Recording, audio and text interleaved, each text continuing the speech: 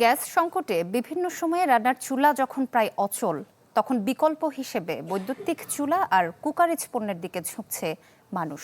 ফলে সম্প্রতি বেড়েছে ইন্ডাকশন, ইনফ্রারেড চুলার চাহিদা। তবে গ্যাসের বদলে বিদ্যুৎ খরচ কতটা বাড়ছে ভোক্তার? সাজ্জাদুল হকের রিপোর্ট। জেডআই ওয়াটার ট্যাঙ্ক দিচ্ছে আজীবন ওয়ারেন্টি। জেডআই ওয়াটার ট্যাঙ্ক, পানির সুরক্ষায় টেকসই সমাধান। গ্যাসের চুলায় আগুন না থাকায় রান্নাঘরের নতুন ভরসা বৈদ্যুতিক চুলা আর বিভিন্ন ইলেকট্রিক কুকারেজ। রাজধানীর বিভিন্ন এলাকায় প্রায়ই গ্যাসের স্বল্প চাপ, কখনো সরবরাহ না থাকায় অনেক পরিবার বাধ্য হয়ে ব্যবহার করছে হিটার, ইন্ডাকশন, ইনফ্রারেড ও ইলেকট্রিক কুকারেজ পণ্য।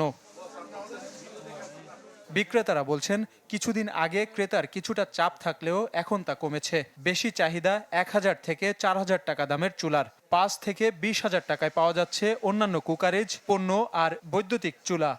গ্যাসই তো থাকে না, মানে আমাদের ইলেকট্রিক ইন্ডাকশন আছে, তারপরে এখন এমন অবস্থায় গ্যাসের যে রাইস কুকারের প্রয়োজন পড়তেছে, একদমই থাকে না গ্যাস। এই যে চুলা নিলাম কারেন্টের, আমার বাসায় ২ মাস গ্যাস নেই।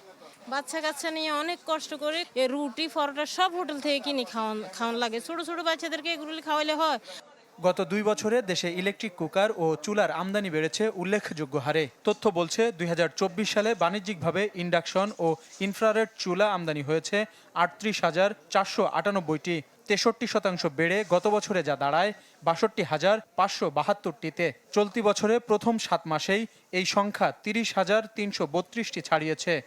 গ্যাস ঠিকমতো থাকতেছে না, এজন্য কাস্টমারের ডিমান্ড সবসময় ইন্ডাকশন বা ইনফ্রারেড চুলা। তবে ইনফ্রারেডটাই সব থেকে বেস্ট, কারণ যে কোনো হাঁড়ি দিয়ে রান্না করা যাচ্ছে, এজন্য ডিমান্ড বেশি। আমাদের বিভিন্ন মডেলের চুলা আছে, তো আমাদের নিয়ামা যেটা এটা ৬,০০০, ৭,০০০, ৮,০০০ এগুলো আধুনিক চুলা। একটু ডিপের ভিতরে আবার একটু কম দামিও চুলা আছে, এটা বিডি কোর, এটার দাম আছে ৩,০০০, ৩,৫০০। তবে গ্যাসের বিকল্প হিসাবে বেশিরভাগ ইলেকট্রিক চুলায় ব্যবহার বাড়ছে বিদ্যুতের, বাড়ছে খরচও। সাজ্জাদুল হক, চ্যানেল 24, ঢাকা।